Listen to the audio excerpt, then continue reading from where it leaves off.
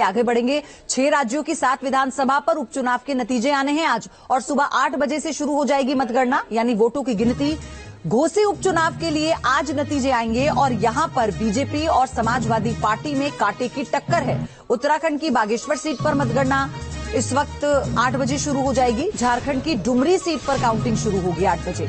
तो फिलहाल उपचुनाव के नतीजे आज आने हैं। ये महत्वपूर्ण सीटें हैं और आने वाले चुनाव के लिए भी ये बहुत कुछ साफ करने में भी मदद करेंगी।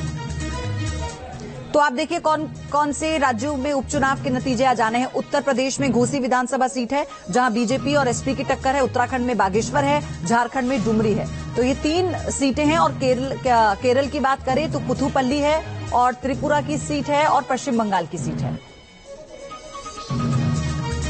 तो 6 राज्यों की 7 विधानसभा सीटों पर उपचुनाव हुआ है और उसी को लेकर आज रिजल्ट आना है।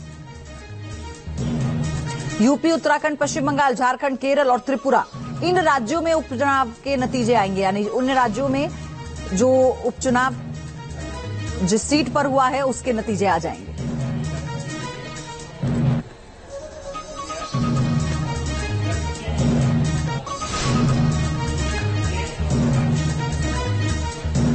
और अविनाश मेरे सहयोगी लखनऊ से इस वक्त हमारे साथ जुड़ चुके हैं। अविनाश, 8 बजे काउंटिंग शुरू हो जाएगी। अभी जो ताजा समीकरण है वो क्या कहते हैं? मतदान के बाद आपका अपना ऑब्जर्वेशन क्या है?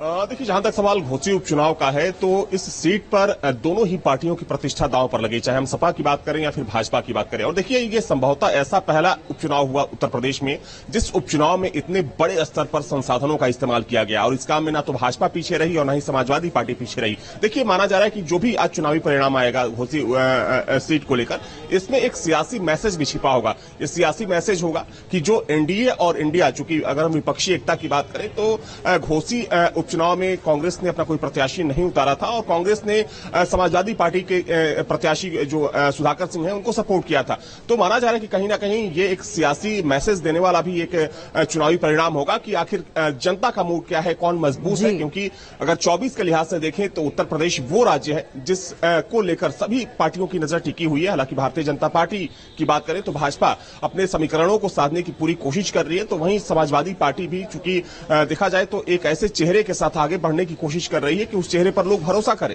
तो माना जा रहा है कि आज जब चुनावी परिणाम सामने आएगा घोसी सीट को लेकर तो उसमें कई सियासी मायने होंगे, उसके कई सियासी संदेश होंगे। हालांकि देखिए, अगर हम बात करें तो जो पोल हुआ था, जो पोलिंग परसेंट था वो तकरीबन 50% के आसपास था। तकरीबन 4 लाख वहां से 4 लाख वोटर है, लेकिन देखा जाए तो जो वोटिंग का परसेंटेज था थोड़ा सा कम था। तो उसको लेकर भी लोगों की नजर बनी हुई है कि आखिर जो पूरी ताकत बीजेपी ने झोंक दी थी घोसी इस सीट पर चुनाव प्रचार के लिए। कई बड़े दिग्गज भी उतरे मैदान में दारा सिंह के लिए वोट की अपील करने के लिए। धन्यवाद।